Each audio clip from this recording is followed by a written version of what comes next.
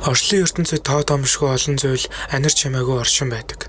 Хүн төрлөختөн зах тухаас нь учир зүй холбоо хамаарлыг олж мэдэн амьдралыг эзүүл үргэлжилсээр байгаа илээ. Эрхэмсэг ноёд хадагтай нараа.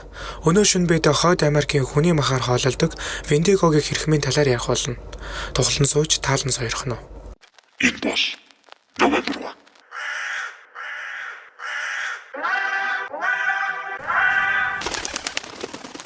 Хойд Америкийн уугуул иргэдийн ардын аман зохиолд мөсөн зэнхэр өнгөтэй хорж исэн туранхай бие 4 м гаруй өндөр өөрөө зажлаад идсэн юм уу гэлтэй уруул хурцлсан хомос ирэлсэн шүттэй үргэлж өмхөрсөн мах хахалсан нэгэн бодгалыг дүрсэлсэн байдаг. Тэр гэж ярахаас илүү тэд гэж хэлэх нь зөв. Учир нь тэр ганцаараа биш. Толгой хэсэгт байрлсан гавлын ясны бүтцэн буг гэхээс илүү үнэний гавлтай ойролцоо.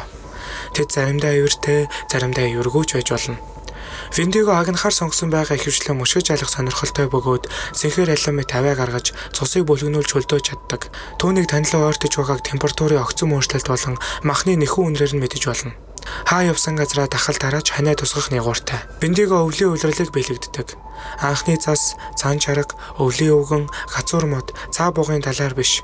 Хүднээс болоод агших харис, янгных яс, зарцах цус, өлбөрч өгсөн амьтад, хэтэх хөлснөөс болоод хүний махаар хоолсон нүгэлтнүүдийг хэрэгшээдэг.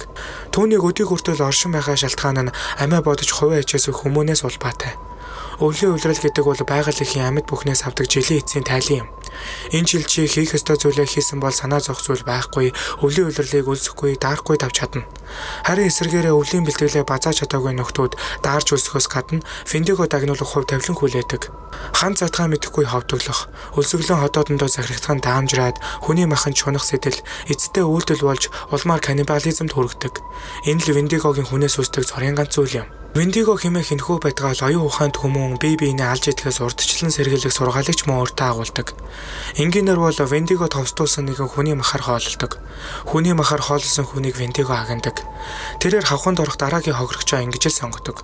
Анхны Виндиго харанхуй өдөрсөн жирийн нэг анчин байсан бөгөөд хахир хадуу өвлийн жавар хоол тэжээлийн хомсдолн түүнийг хүний мах идэхэд хүргэсэн. Түүнийг тонилгох цорын ганц арга нь шатаах бөгөөд улаан галын халуун дөлөөр л хариуцах боломжтой гин. Жак Фидлер гэх нэгэн эрхэм Виндиго хэмээх энэхүү муу ёрын зүйлийг алах аргыг олж нээсэн хэдий ч 1906 оны тэр нэгэн өдөр Виндигод эзэмдүүлсэн хүнийг хороосноор шүүхээс насаараа хоригдох яс сонссон түүхтэй. Орчин үеийн ангаах ухаанд соёлын синдром тооцогддог нэгэн өвчин байдаг нь Виндигогийн сэтгцэн эмгэг юм. Илрэх шинж тэмдэг, түгших, хий юм харах, дэмэрэх, хүн идэх хүсэл төрөх, тусаж болох шалтгаан. Амьдралынхаа аль нэг мөчөд сэтгэлийн хүн чарах авах, тэрийгэ даван туулах арга замыг хайсан ч мухардалд орсон тохиолдолд идэвхжих магадлалтай.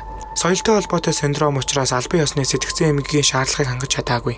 Виндигодой холбоотой ном зохиол, дэлгэцийн уран бүтээл, цуврал кинонууд цөөнгүй ихц учраас хэрэв та өөрөө хүсвэл дэлгэрүүл судлах бүрэн боломжтой юм. Эцэст нь гэж хэлэхэд өөртөөгөө ижил төрөл зүйлээрээ хооллох нь хамгийн аимшигтай нүгэл байдаг юм шүү. Хэрэв танд манай бичлэг таалагдсан бол лайк болон subscribe дараарай. Үүнтэй ижил төстэй контент үзмээр байвал November 1 чаналыг сонгоорой.